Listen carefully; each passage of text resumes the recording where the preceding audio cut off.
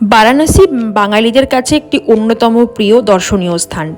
দ্বাদশ জ্যোতির্লিঙ্গের এক অন্যতম জ্যোতির্লিঙ্গ, গঙ্গার ঘাট, কাশী বিশ্বনাথের মন্দির, বাবা মহাদেবের প্রাচীন নগরী কাশী, এই সমস্ত কিছু নিয়েই বারাণসী এক আকর্ষণীয় স্থান, বিশেষ করে বাঙালিদের কাছে। আমরা জানি বারাণসী মানেই প্রথমে মনে আসে 84টা গঙ্গার ঘাট, মণিকর্ণিকার ঘাট, বাবা বিশ্বনাথের কাশী বিশ্বনাথ মন্দির। কিন্তু এই সমস্ত কিছু ছাড়াও বারাণসীর অন্য একটি জিনিস খুবই আকর্ষণীয় খাদ্যপ্রেমিক বাঙালিদের কাছে, যা হলো বারাণসীর হরেক রকম খাবার। হ্যাঁ, চাট থেকে শুরু করে লস্যি এবং মিষ্টি খুবই প্রিয় সবার কাছেই। প্রথমেই আজকে আমার ভিডিওটাও সেই খাবার নিয়েই। প্রথমেই আমি আপনাদের যেটা বলবো সেটা হচ্ছে বা দেখাবো সেটা হচ্ছে বারাণসীর অন্নপূর্ণা মন্দিরের অন্নপূর্ণা ভোজনালয়ের মা অন্নপূর্ণার প্রসাদ। হ্যাঁ, অন্নপূর্ণা মায়ের থালি কখনো শেষ হয় না, তাই এই প্রসাদের জন্য না আপনাদের কাটতে হবে কোনো কুপন, না দিতে হবে কোনো টাকা। হ্যাঁ, আপনারা নিজস্বভাবে কিছু দান আপনারা করতেই পারেন।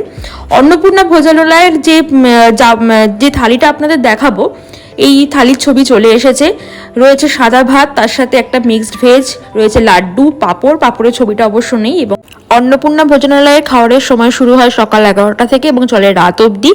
এরপর আমরা বেনারসের গলি ঘুরতে ঘুরতে হাতে গুগল ম্যাপ অন করে এবং সোজা গোধুলিয়া চক হয়ে আমরা চলে গেছিলাম বেনারসের দ্য ফেমাস রাম ভান্ডার, অর্থাৎ কচুরির দোকান।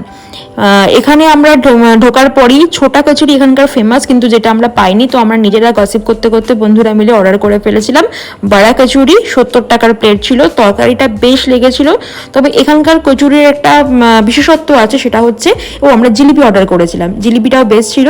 এখানকার কচুরির বিশেষত্ব হচ্ছে এগুলো আটায় তৈরি। এরপর ঠিক দোকান থেকে বেরিয়ে উল্টো দিকের একটা মিষ্টির দোকান থেকে আমরা অর্ডার করেছিলাম মোহনভোগ আর লালপেড়া।